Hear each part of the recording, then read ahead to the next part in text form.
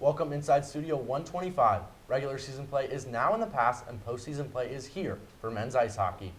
We'll break it all down from ECAC bracket predictions to lineup preferences.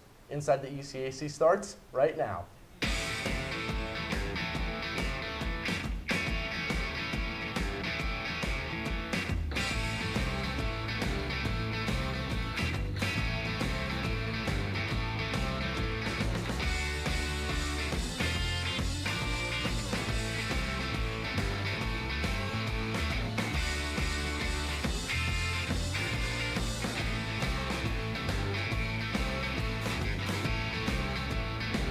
Welcome to Inside the ECAC. I'm your host for tonight, Eli Ehlers, joined alongside men's ice hockey beat reporters Gage Kilborn, Zach Kochberg, and Andrew Reynolds. How are we feeling tonight, gentlemen? Oh, I'm ready to go. I mean, I got my hockey tie on. Do you see these hockey sticks on here? I didn't even notice that until just now. I'm excited, ready to get going for Inside ECH. How about you? I'm ready. All right, well, let's get right into it tonight, guys. After finishing the regular season with a 24-8-2 overall record and a 17-4-1 conference record, how do you guys feel the season went for the Bobcats? Zach, let's start with you. What do you got? It was a roller coaster. Non-conference was iffy. They took some bad losses. They had a 2-0 lead at Boston University, lost that game. They went to overtime with BC and ended up with 3-2 loss. And those are two games when you're looking at the pairwise where if they pick up one of those wins, maybe they're not in 7th, maybe they're up in 4th or 5th. And then conference play, they took a bad loss to Clarkson on the other week, but overall they've been pretty dominant. Yeah, I kind of agree with you. I mean, they've had a bit of a roller coaster season, not as dominant, consistent as it was last year, but I felt like it really helped them learn and grow as a team together. I mean, think about it. Early on in the season, they had a lot of transfers from pretty much from all over the country. Think about it. Omaha, North Dakota, and pretty much they had to start from a new team altogether. And I think just that part of growing as a team and trying to find that team bonding that Rand Pecknold always talks about time and time again, now they're at a spot where I feel like they're at their best, playing their best hockey at the right time. Yeah, I like what you said, Gage, is that, or what you said, Zach, is it's like a roller coaster. And it was 100% a roller coaster season. You start off with the year against Boston College, and then, I mean, at the time, Boston College, they didn't look like, they weren't obviously the team that they are now, but it was still the Quinnipiac again, a roller coaster season. The non-conference was very iffy. It was really questionable going into the ECAC. Almost you wanted to look forward to the ECAC because that was when you knew that Quinnipiac would excel and potentially get the momentum up as they try to go into the postseason and eventually the NCAA tournament. But at the end of the day, I thought it was a solid season. I thought obviously last year it's hard to repeat what you did last year with a national championship, and then. But again, like it's still similar to the last year is that they continue to dominate the ECAC. I mean, it's like unanimously they're dominating the ECAC, and it's going to be a good season, I think, for the postseason for Quinnipiac. Yeah, as you mentioned, they dominate the ECAC, and they're the first team to win 4 straight Cleary Cups outright in ECAC history. This is going back over 40 years of one of the oldest hockey conferences in the nation. Yeah. I mean, that's unprecedented. That's impressive, I have to say. And not just that, something else to mention is they had a new netminder this season. I mean, Yanni Peretz left after the national championship last season. Vinny Duplessis came in, took him a while, but now he's starting to gain his confidence and starting more comfortable in the crease. And when you have a comfortable, confident goaltender at this time of the season, they can be a very dangerous team. Yeah, and one more thing is when they had that non-conference schedule, they dealt with injuries too. Graf went down, missed a couple of games, and they didn't really have their chance to get their feet under themselves, and maybe that could have helped them pick it up if they were fully healthy. Yeah, you talked about the transfers as well and the new people coming in. I think that's a really good thing to mention is that, last year the reason why Quinnipiac was so successful is it had that veteran depth. I mean, the main reason was that COVID year. There was a lot of players that were, they got an extra year because of COVID. They also could take a grad year. So you had these players that were there for 5-6 years, which you could include a redshirt year too. So, I mean, really the depth and the veteranship that was on that team was just so much. And that was why Quinnipiac was able to be so successful last year. And then you also have players like Colin Graf, Sam Lipkin. It was their first year in Quinnipiac last year. Sam Lipkin was their first year. Colin Graf coming in as a transfer. And then this year, kind of those players coming in as a veteran role, captains as well. This year I like the way that this team looked this year. Although, again, like we've talked about, it's not the same team as last year. It's a new team, and I think that this team could go far as we get into the ECAC and maybe potentially even the NCAA tournament. Yeah, it'll be definitely interesting to see how far they really can go, knowing how much of a different roster it was. So now that we've recapped the regular season, it's time to get into the postseason play. With the ECAC playoffs starting this weekend, let's take a look at the bracket heading into the opening round. Any thoughts on the first round matchups for you guys? Yeah, as it comes up, the one I'm going to circle on is the St. Lawrence Yale game. That one, I see a possible upset there. I mean, all of them seem pretty much like chalk. RPI was a bit of a struggle, has had a struggle of a season this year, trying to get back into the right spot. But I really like Yale's team right now, especially with Jack Stark as the goalie for them. He's been coming onto a different level for the Bulldogs this season, and I really like that matchup, Yale-St. Lawrence. I think that Clarkson-RPI matchup is something to underlook. Obviously, it will most likely be a one-sided matchup with Clarkson potentially probably dominating it. But when you look at it, Clarkson has had a really good past 2 weekends.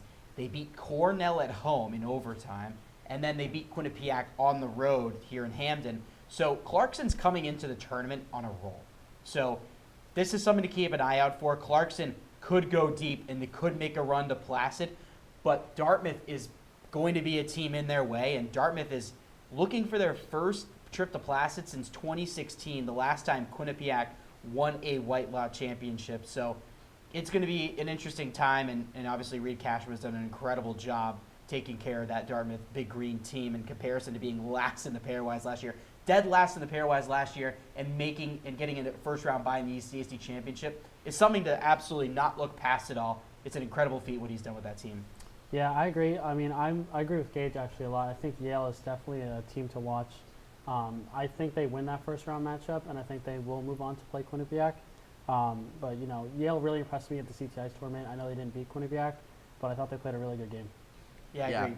Yeah, it was also a neutral site too, which is something to notice as well, because Yale got rid of gave up their home ice to play in the CTIs in a sense to get that neutral site. So, you know, if Quinnipiac and Yale potentially see each other in a neutral site, or even Quinnipiac and a neutral site in general, maybe something to look out for as Quinnipiac could struggle. And it's funny. It's great you mentioned before we move on about Zach about the CT Ice tournament. They actually played well against them.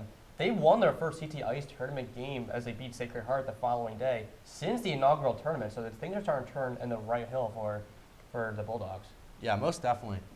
All right, now let's take a look at your bracket predictions. Gage, let's start with you for the ECAC. So this is going to be a bit interesting. So as you see it come up on the screen, I have Clarkson coming out with the Whitelaw this year. And the main reason why is because of how Austin Roden has been playing the past couple of games, And the big upset in the first round I have is Yale over St. Lawrence. I think that it's going to be a close game, but I see Yale coming away with this one and then pretty much getting swept by Quinnipiac. But I wouldn't be surprised if that does go to 3 games.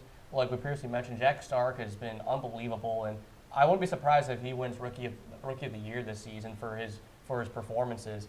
And then once you get to the Lake Placid, I have Clarkson pulling up the upset, kind of in 5-4 upset. That's going to be a tough quarterfinal series between them and Dartmouth. Going to go to 3 games, but in Lake Placid, I have Clarkson able to show their dominance once again. Austin Roden, when you have a hot goaltender entering the postseason, you have a good chance at going far, and that's why I have them winning the whole thing and getting their first NCAA tournament berth since 2019.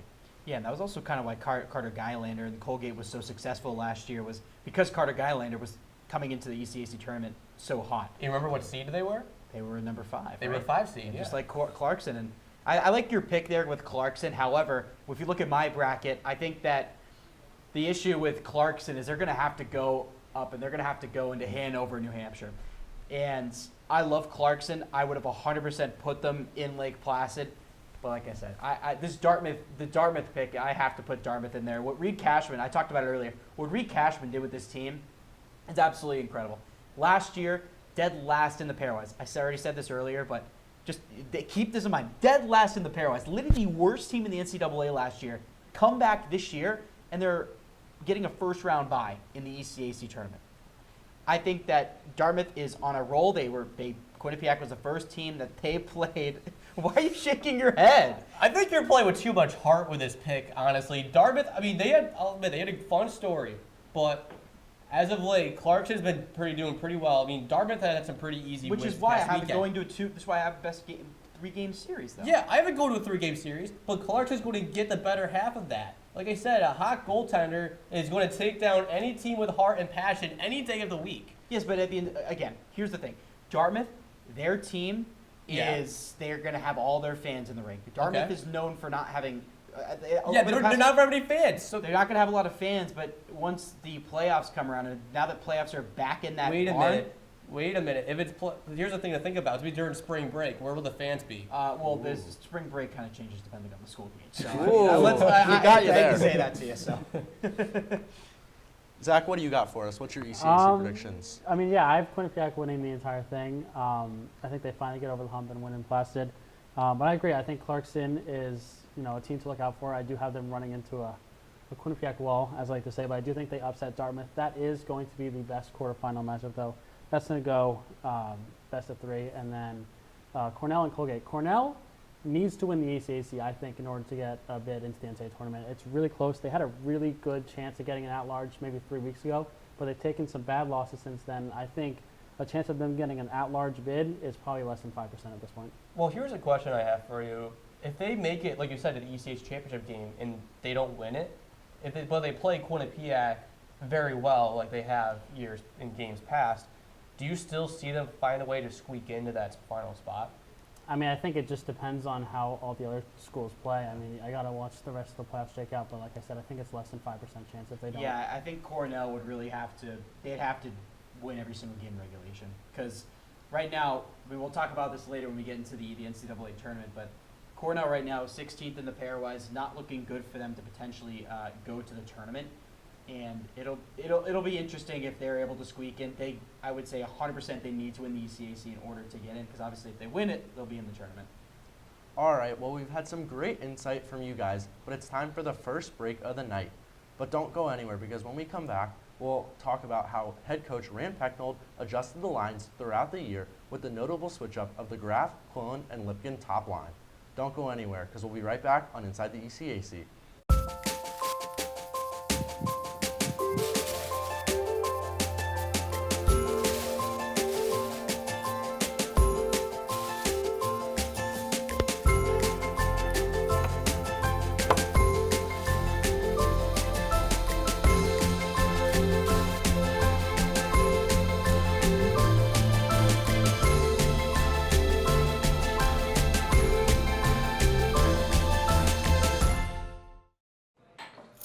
What do you think you're doing, Kevin?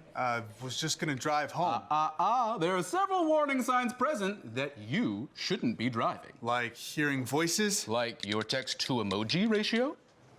Oh man, the selfies. Selfie, nailed it. We all have warning signs that let us know that we're probably not okay to drive. Mine is pretending to be your subconscious. Craig, come on man, let's split a ride home. Welcome back to Inside the ECAC. If you're just joining us, I'm your host, Eli Ehlers, joined alongside Gage Kilborn, Zach Hochberg, and Andrew Reynolds. From opening puck drop against Boston College until the CT Ice tournament, Rand Pecknold kept things steady with the first line of Graf, Quillen, and Lipkin. His top line hit a rough patch, and Rand called an audible, switching up the forward lines. Do you think that Rand should go back to his top trio for postseason play, or keep them separated? Andrew, what do you have for us? Genuinely, I don't know. I think that both lines have worked. But obviously in the second half of the season, it's been, either way, they're kind of having the same success. There was at one point where it was like, all right, we got to switch it up. But honestly, I think that if I'm Rand Pecknold, I'm genuinely like switching the lines up throughout the game. Although there might be a lot, but it's going to make it harder for teams to scout them. And I think that, when you have a lot of different line combinations you could run with, again, like I said, it's going to make you hard to be able to scout. And Quinnipiac right now, they're a good team, but there's a lot of better teams than them, and I think that if Quinnipiac is going to look to go far in the NCAA tournament and potentially even the ECAC tournament, which, in my opinion, I think they'll win it, I think that they have to continuously run the different line combinations and just make it harder for teams to scout them, because right now Quinnipiac is very scoutable, and although they're very known for some of their lines that they have, I think that they should, in my opinion, I like the lines they have, but they should switch it up throughout the old lines, the new lines.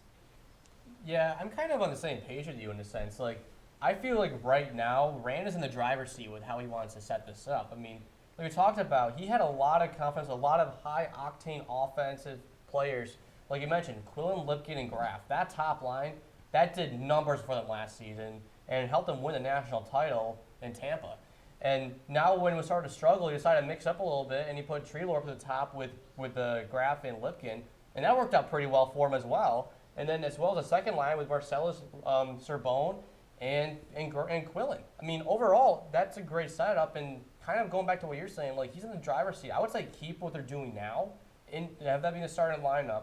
And then if something is not working right or something's going haywire, throw the lines in the dumpster like he's done times prior, and then just go back to what worked previously. Because this could keep the defenses on their heels and trying to figure out what he's going to do next. Because he has a big bag of magic tricks, as we know time and time again. And I think it's another chance for him to really show off what he can do, especially with the line change.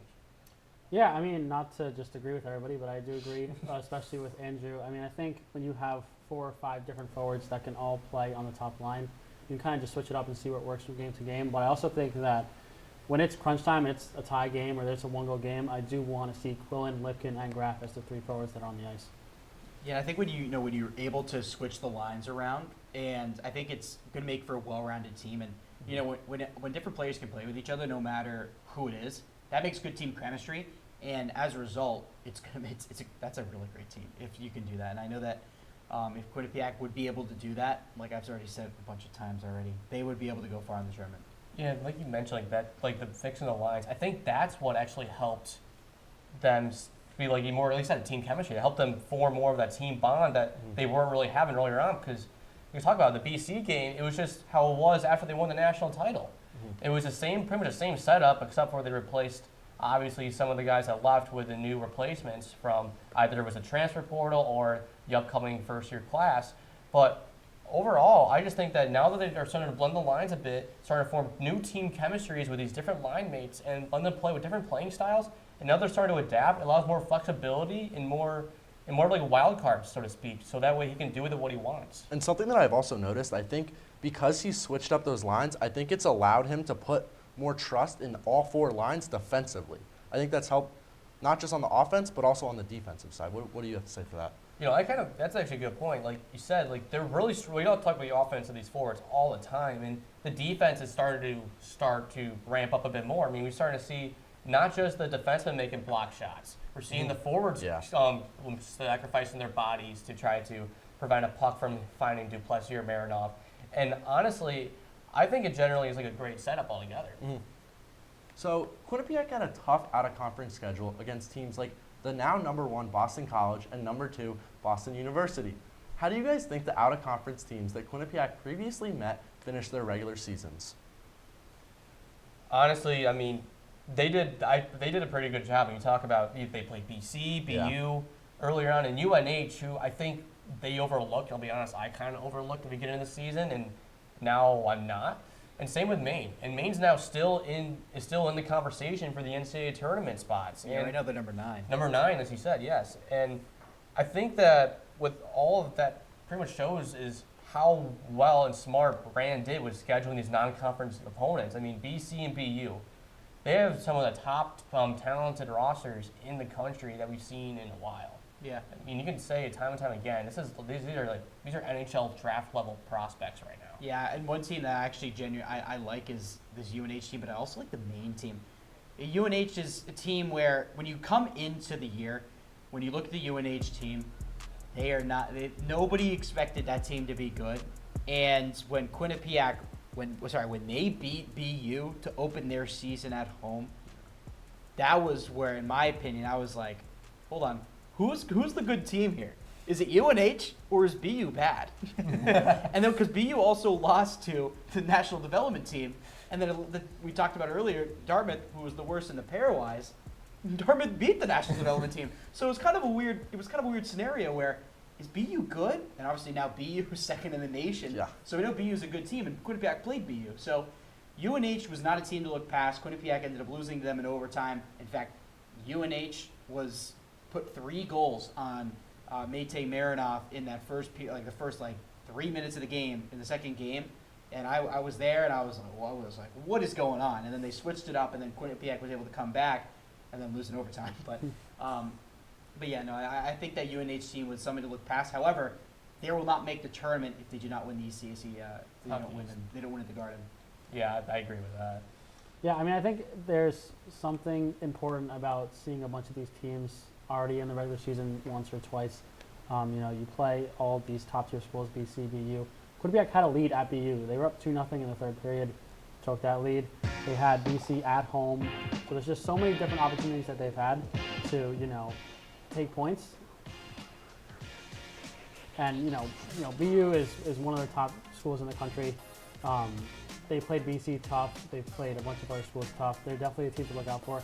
They could end up in the Frozen Four just like they did again last year. So it's really up for anybody, but I like them to come out of the region. Yeah, and BU's playing in a really great Hockey East Conference right now. BC, BU, Maine, and then you also have another team like Providence in the mix. And then you can also put UNH up there as well, even though UNH isn't in that top 15 teams in the country.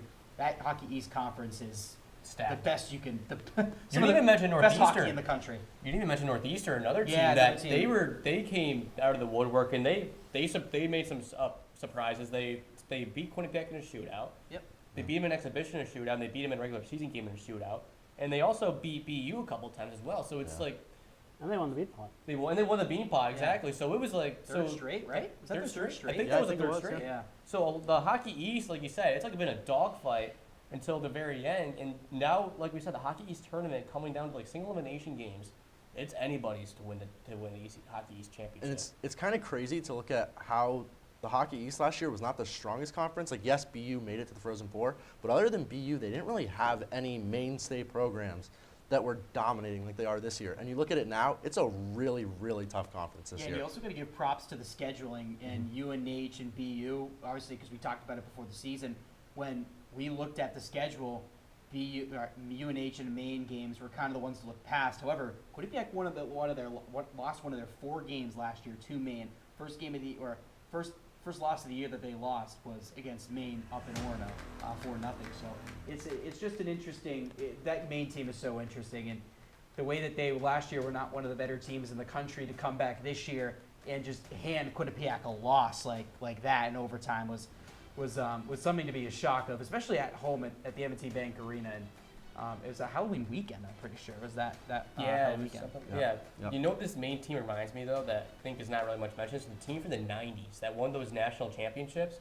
And it's because they played under the radar hockey. I mean, for instance, I overlooked them this season. We overlooked them last season when Quinnipiac played them in Orono. And like you said, Maine beat Quinnipiac twice in the past 4 games they played them in the past 2 seasons. That goes to show you that they are really starting to develop and grow and start to get back to that dominant state of the country that they were back in the 90s. Now, let's take a look at what the NCAA USCHO pairwise bracket would look like if it started today. Andrew, take it away. Yeah, thank you, Eli. So let's look at the bracketology here. So this is my bracketology. When we look at this bracketology, you see all these 4 regional sites. You have Providence, you have the Sioux Falls, Springfield, and then you have Maryland Heights in St. Louis. And at the end of the day, that's all going to come up to St. Paul, Minnesota. So when you look at how the selection committee determines these brackets, the first thing that you want to look at is you want to avoid those first-round games against conference opponents because that's not going to make a good tournament. The second criteria is that teams that are hosting a regional, they must be placed in that region. And we're going to look at the teams who are the host teams in a second after this. And then the third thing is attendance, and the attendance is huge.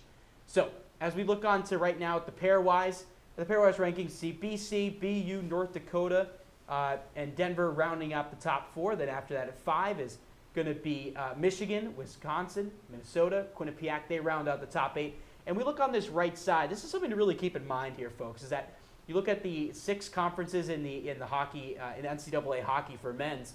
Atlantic Hockey, Big Ten, the CCHA, Hockey East, and then ECAC, and then the NCHC. And those 2 teams that you see on that top left side are the 2 teams that do not have teams in the top 16 in the pairwise. So Rochester, or RIT, and then Bemidji State, those two conferences, as of right now, they would get a bid because they would win, as of right now, they're the favorites to win the conferences. And then the other 4, they have a team that's in the pairwise top 15 in the pairwise that would potentially make it with an at-large bid. However, when you look at the next slide right here, on the bubble, you look at Western Michigan, Michigan, St. Cloud, and Cornell. Those are the teams that I have on the bubble right now. Michigan, St. Cloud, and Cornell, the 3 teams to watch out for, because as we've known history-wise, Quinnipiac is not able to really do well in Lake Placid. They've only won one Whitelaw championship, and that was in 2016, and they have not won since. So could Quinnipiac finally win a Whitelaw again? We're going to have to wait and see when that comes to Lake Placid soon as we go into throughout the year. And right now, this would be how the 4 different regions would go, is that Boston College, Bemidji State, Quinnipiac, Maine. That would be a really good matchup. We talked about earlier. They've already seen each other this year. And then in the other 4 regionals, you'd see Boston University, Western Michigan. And then you would see Minnesota Providence, North Dakota RIT, Wisconsin, Colorado College, Denver, Michigan, Michigan State, Massachusetts. However, as you go to the next one, this is what the original bracket would have looked like. This is how it would have gone. The one we saw before was actually supposed to be what I would have changed it to. As we look over here, this is how it would work perfectly if you played 215, 116.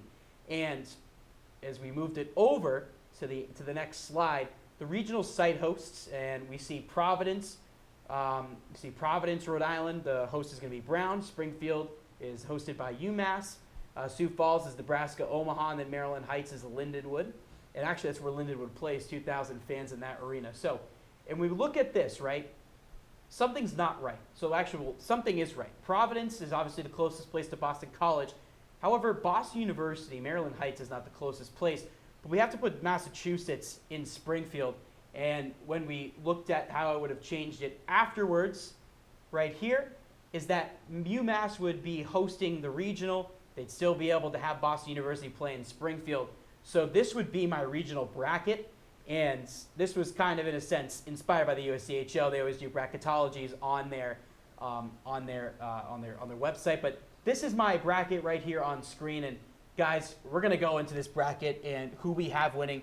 And there's one team missing from this bracket, and that's going to be Clarkson, Gage, because I know you picked Clarkson to win the ECAC. So I'm curious where you could potentially put them, although it's not going to be shown in our graphics. But that's going to be an interesting thing to see. Well, Andrew, thank you for that. That was actually really awesome. Now that we've seen what it would look like as of today, let's get your NCAA bracket predictions. Zach, let's see what you got for us. All right, so to start, I have Boston College winning the national championship. Boston College has 3 of the top scorers in the country, Will Smith, Cutter Gauthier, and Gabe Perreault. And then you also have Ryan Leonard, who's not far behind him. Jacob Fowler is number 8 in goals against in net, and Boston College is 2nd in the nation in scoring and 4th in team defense. So Boston College takes down Wisconsin in that national championship game. I think UMass hosting Minnesota is super interesting if that game's going to be in Massachusetts.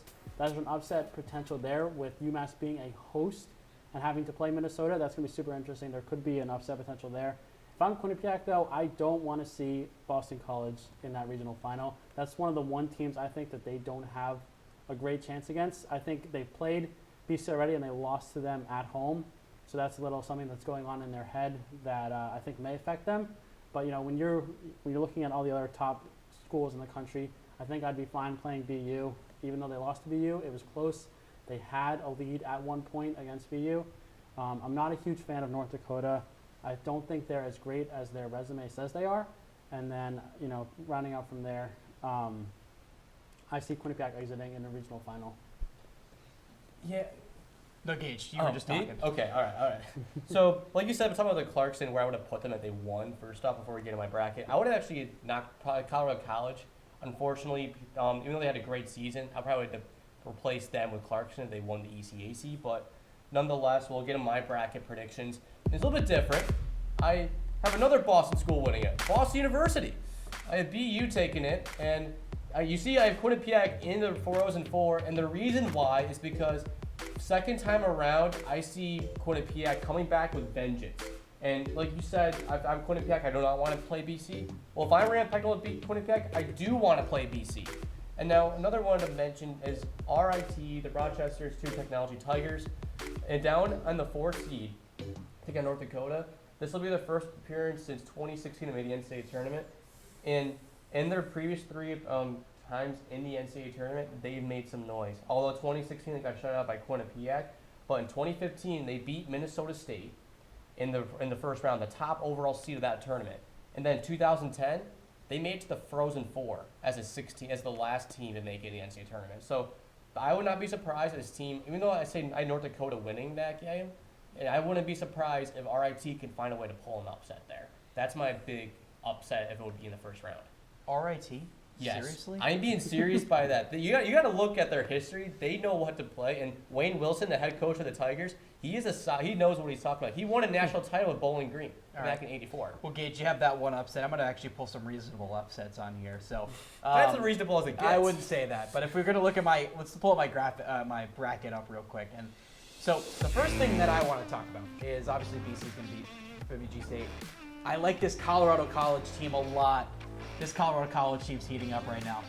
They swept North Dakota at home, although I don't think they'll beat them in Sioux Falls. Sorry, I don't think that Colorado's college will be able to beat North Dakota in Sioux Falls, where all of those Fighting Hawks fans, I mean, they're wild. They go to the Frozen Four just to root against Minnesota. So they're going to be...